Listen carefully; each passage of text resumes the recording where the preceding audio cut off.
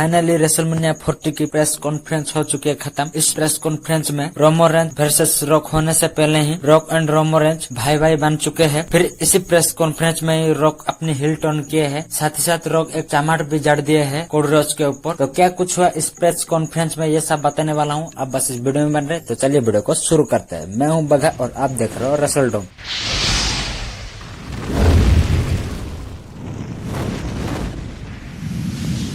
ये press conference में पहले सेथ रॉलिन्स आते हैं, फिर वो कहते हैं कि कोडी रोड्स आज अपनी डिसीजन लेने वाला है, वो किसको चूज करेगा। ये बात उसके मुंह से ही हम सुनते हैं। ऐसा बोल के भाई वो कोडी रोड्स को कॉल आउट करते हैं सेथ रॉलिन्स। तो यहीं पर निकल के आते हैं हमारी the tribal chief Roman Reigns. तो रोमन रेंज और सेथ रॉलिन्स का फेसअप देखने के लिए मिलते हैं इस मोमेंट पर। तो यहीं पर सेथ रॉलिन्स कहते हैं कि अरे भाई तू कैसे आज दिख गया, ऐसा बोल के रोमन रेंज की शेड्यूल के ऊपर मजाक उड़ाते हैं सेथ रॉलिन्स। फिर रोमन रेंज भी सेथ रॉलिन्स को कहते हैं कि अरे भाई तू तो दिख गया लेकिन अपनी बीबी का कपड़ा पहन के आ गया, ऐसा बोल के भाई रोमन रेंज भी मजाक उड़ाते हैं सेथ रॉलिन्स का। फिर वो सेथ रॉलिन्स की बात को साइड रखते हैं, फिर वो कोडी रोड्स के बारे में बात करते हैं। वो कहते हैं कि कोडी रोड्स एक ऐसा बंदा है जो कि खुद की डिसीजन खुद ही नहीं ले पा रहा है, तो वो क्या डिसीजन लेगा, अभी ट्राइबल चीफ डिसीजन लेगा, ऐसा बोल के भाई वो कहते हैं कि मैं रेसलमेनिया की 40 के लिए मैं चूज करूंगा रॉक को, ऐसा बोल देते हैं रोमन रेंज। फिर यहीं पर ही निकल आते हैं रॉक। फिर उसके बाद भाई रॉक कहते हैं कि तुमको क्या लगता है, क्या रोमन रेंज रॉक को रेसलमेनिया में हरा पाएगा या रॉक द ट्राइबल चीफ को बीट करेगा रेसलमेनिया में, ऐसा बोलते हैं रॉक। तो इसी मोमेंट पर भाई प्रेस कॉन्फ्रेंस में बैठी हुई ऑडियंस भर भर के बू करते हैं रॉक को। रॉकी